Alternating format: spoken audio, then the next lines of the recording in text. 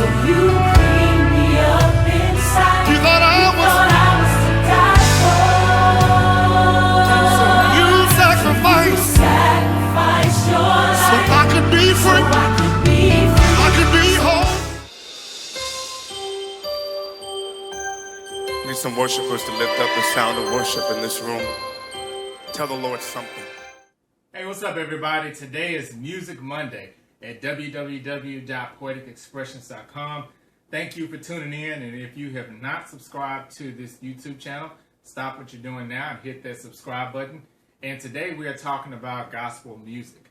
And first up is Anthony Brown. Anthony Brown is a minister of music at a church in D.C., and his debut album, Anthony Brown and Group Therapy, came out in 2012, so he's still a fairly new artist as far as mainstream studio recordings and things like that go. And his first album came out 3 years ago. Now he's back with a new album called Everyday Jesus. And I got a chance to listen to it this weekend, and I must say, it is a really, really great album. Actually, one of the best gospel albums that I've heard in a while.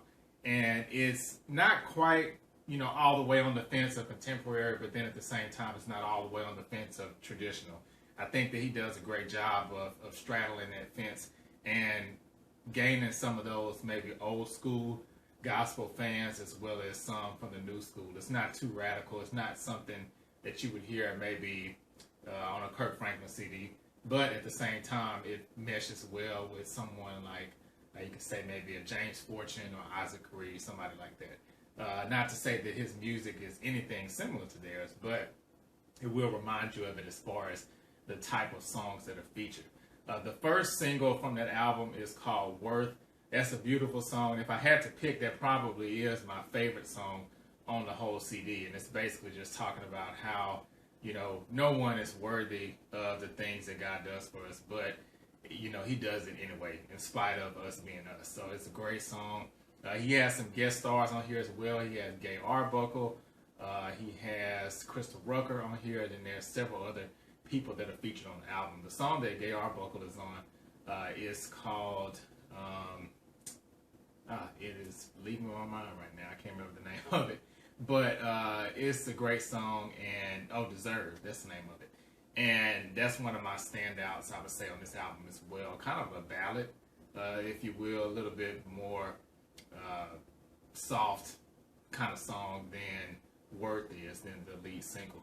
But it's a great CD, so if you have not heard it, make sure you check this out. And again, it's called Anthony Brown and Group Therapy, and the name of the CD is called Everyday Jesus. And that title track is another one of the standouts, I would say, for this album. So he started off strong with Worth as the first single, and I'm a little, I won't say concerned, but just interested to see what his follow-up singles will be, because I feel like he came out of the gate with, his best foot forward. So again, not to say that the rest of the songs on the CD are subpar or less than Worth, but I would say that is my favorite song. So just be interesting to see what he chooses to release from his next CD.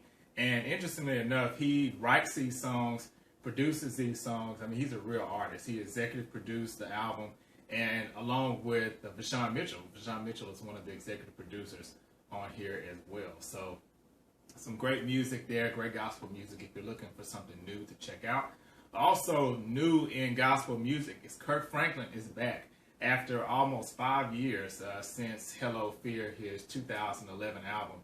He is back with a new solo song called Wanna Be Happy.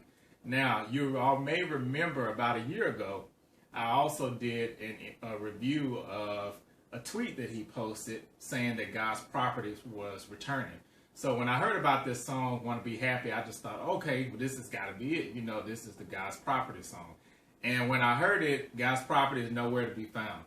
And he just released this song this past weekend, and the album is supposed to come out in November. Now, the only thing he does give away is he's saying that people will possibly be surprised with some of the artists that he's collaborated with this go round. So I don't know if that means maybe some lesser known artists, maybe he's pulling people from the hip hop world. I'm not exactly sure how that's going to work. As many people may know, Lecrae has a song with Big Crit. He also has songs with not Pusha T, but the one that his name is now No Malice, but it used to be Malice from the group Clips or the duo Clips. So I'm not sure if he's trying to pull artists like that who maybe are mainstream hip hop, but wouldn't surprise me because Kirk Franklin has always been known to push the envelope. But I will say this song is hot. This Wanna Be Happy song is really great. And what he's talking about here is basically if you want to excel in anything, whether it's losing weight or a relationship or getting good grades in school, whatever the case is, it all starts with God. And that's what he's saying in this song is that if you want to be happy, there's this one thing that you need, which is God is the key to any happiness that you will get. So check out that song. Let me know what you think about it. And the reunion of God's Property, does this mean that now that's not going to happen? Who knows? But this album is slated to release in November. So we will see what comes of that and what God's Property's role will be, if any, in that new album. And as well today, T-Boz from TLC, a few months ago, she announced that she was searching for a new girl group through a program she was putting together called Project Next.